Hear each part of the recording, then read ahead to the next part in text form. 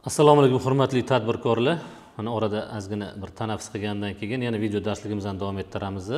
Boshida birinchi qismida 5 ta darslik bilan video darsliklarimizni tugatgan edik. Hozir mana 6-darslik deydigan bo'lsak, 6-darsligimizda yakka tartibdagi tadbirkorlar faoliyati davomida yo'l qo'yiladigan asosiy xatolar va uning oqibatlari haqida tushuntiramiz.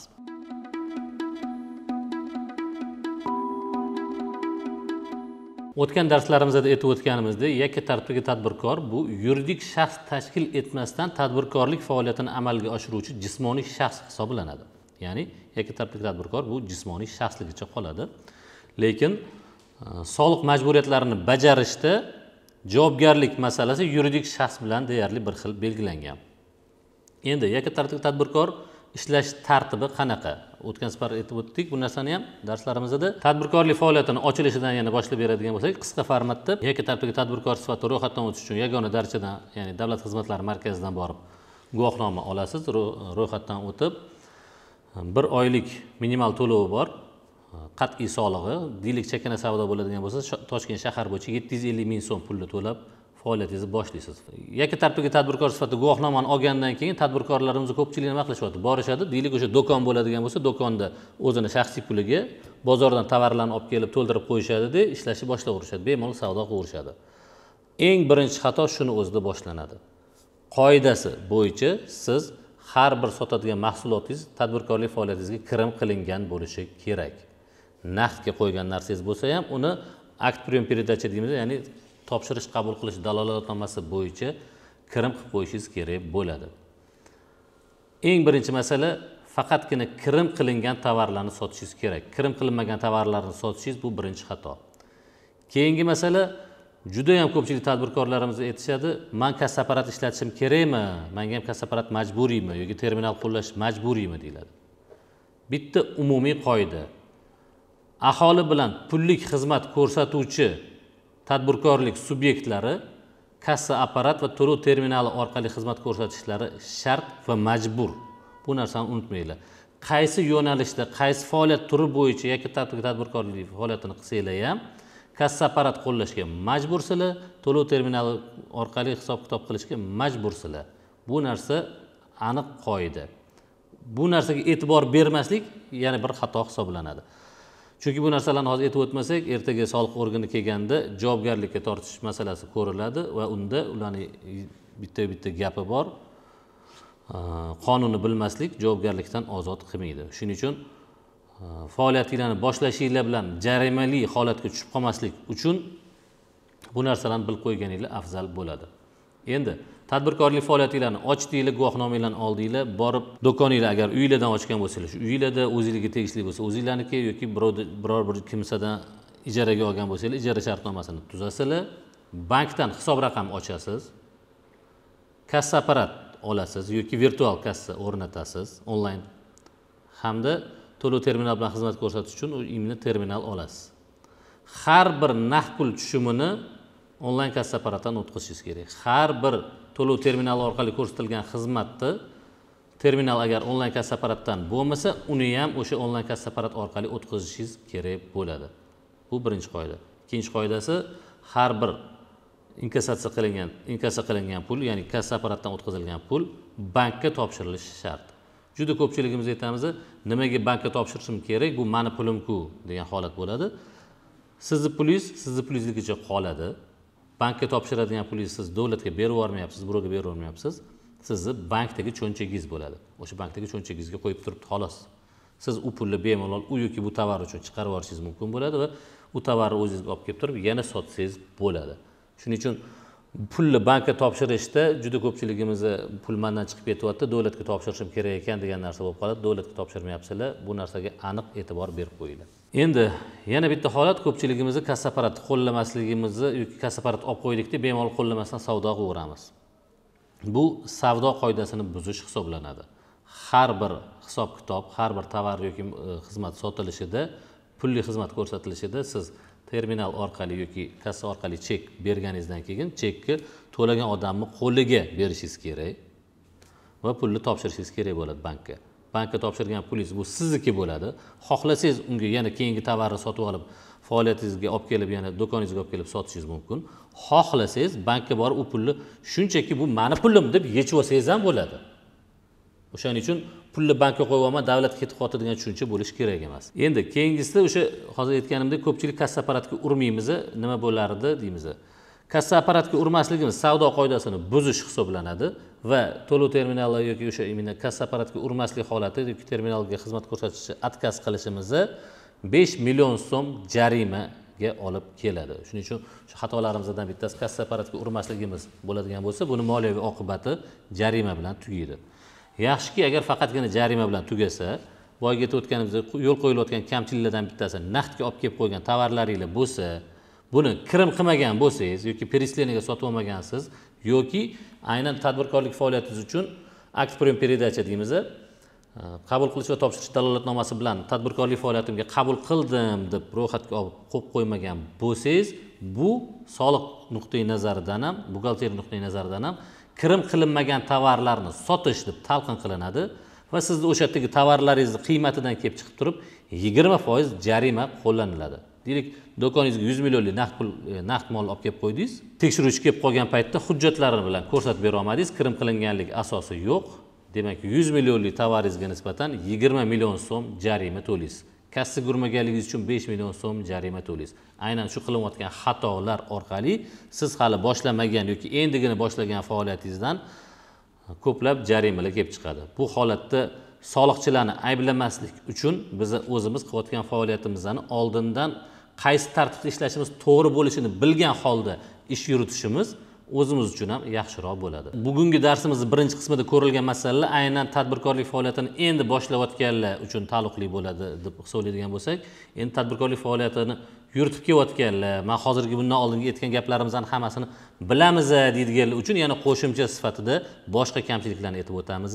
Juda ko'p hollarda nima qilinadi? Yoki tartibdagi tadbirkorlarimizni faoliyatimni to'xtatib qo'ydim, vaqtincha to'xtatdim yoki do'konimni yopib qo'ydim, komandirovkaga ketamiz, dam olishga ketamiz va hokazo yoki boshqa bir firma ochib ishlashni boshlaymiz dedi. Tadbirkorlik faoliyatimizni vaqtincha to'xtatib qo'yish esdan chiqib qoladi. E'tibor beraylik, 100 million so'mgacha bo'lgan оборотda tadbirkorlik faoliyatimiz uchun qat'iy belgilangan soliq bor. Ya'ni hozirgi aytganimizdek chakana savdo masalasida har oy uchun 750 ming so'm. Siz oborotingiz 100 millionga chiqmagan, demak qat'iy belgilangan soliq to'lovchisi hisoblanasiz. Ishlab keldingiz, marojniy sotib o'tdingiz, sezoni tugab qoldi, tugadi, shu bilan siz boshqa narsa bilan chalg'ib ketdingiz, boshqa biznesni yana harakatini qilib qoldingiz. Bu orada tadbirkorlik faoliyatingizni borib to'xtatib qo'ymadingiz. Lekin bu borada qog'ozda siz hech qanday o'zgartirish kiritmaganligingiz uchun davlat nuqtai nazaridan qaraganda, soliq nuqtai nazaridan qaraganda siz tadbirkorlik faoliyatingiz davom ettirayotgan tadbirkor sifatida qaralasiz. Ya'ni siz uchun o'sha qat'iy belgilangan har oyda 750 ming so'm hisoblanadigan soliq hisoblanib ketaveradi. Shuning uchun bu narsaga juda ham e'tiborli bo'linglar. Qaysidir oydan boshlab ishlashni to'xtataman yoki vaqtincha to'xtatib turaman deydigan bo'lsangiz ham hech kim sizdan patentingizni yopib qo'yish talab qilmaydi. Vaqtincha to'xtatib turish uchun ham baribir o'sha davlat xizmatlari markaziga borib, men faoliyatimni vaqtincha to'xtataman degan mazmunda arizani yozib, elektron bu narsani ro'yxatdan o'tkazib qo'yishingiz shart bo'ladi. Ko'pchilik bu narsaga upushenniy qilayotganligini hozirgi kundagi sabablardan bittasi guvohnomani o'zini ham elektronlashganligi. Oldin patentda xuddi pravaga o'xshagan bir hujjat berilar edi, patent qo'lingizda bo'ladi. O'sha qo'lingizda turganligi uchun siz bilardingiz, faoliyat yurityapsiz. Hozir guvohnomani o'zi elektronniy chiqadi, elektronniy xohlasangiz raspechatga qilib olasiz, xohlasangiz qilmaysiz, shu bilan ketdi. O'sha qo'lingizda guvohnoma yo'qligi uchun faoliyatingiz davom etyapti yoki yo'qligiga ko'pchilik ahamiyat bermayapti. Oldin qo'lida patent turganligi uchun uni topshirib qo'ysamgina to'xtaydi degan narsa odam his qilar edi va bu narsaga e'tibor berishardi. Shuning uchun hozirgi kunda guvohnomalar elektronniy bo'lgan taqdirda ham faoliyatingizni to'xtatib qo'yish uchun borib ariza yozib to'xtattirib qo'yishingiz kerak va shart.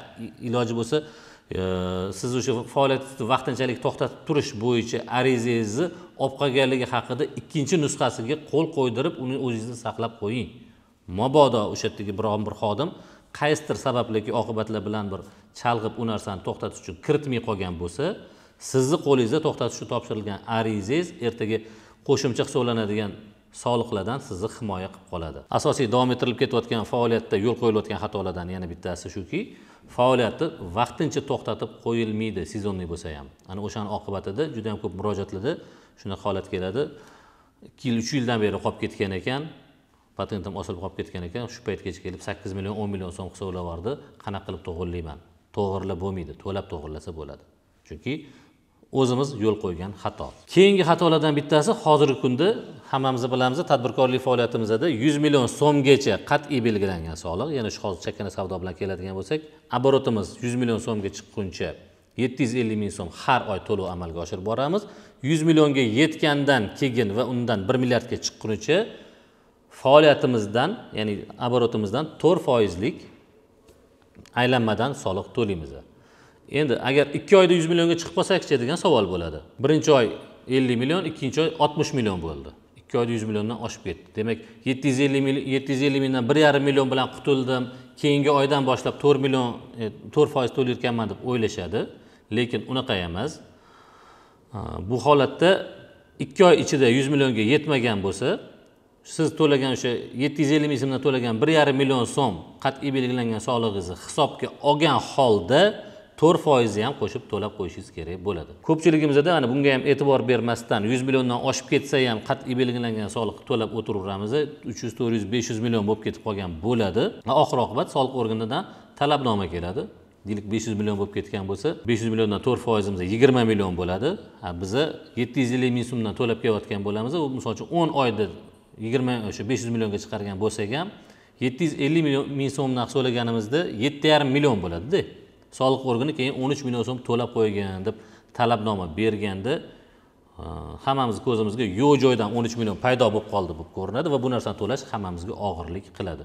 Shuning uchun faoliyat yuritayotganda yak tarafdagi tadbirkorlar ahamiyat beringlar. 100 milliongacha qat'iy belgilangan soliq, undan oshgandan keyin yuridik shaxslar uchun belgilangan aylanmadan soliq stavkasi bo'yicha soliq to'lanadi. Bu yerda umumiy ovqatlanish yo'nalishida bo'ladigan shu 8%lik qaysi aylanmadan soliqda qaysi stavka belgilangan bo'lsa, faoliyatingiz turiga to'g'ri keladigan o'sha stavkada aylanmadan soliq to'lash belgilanadi.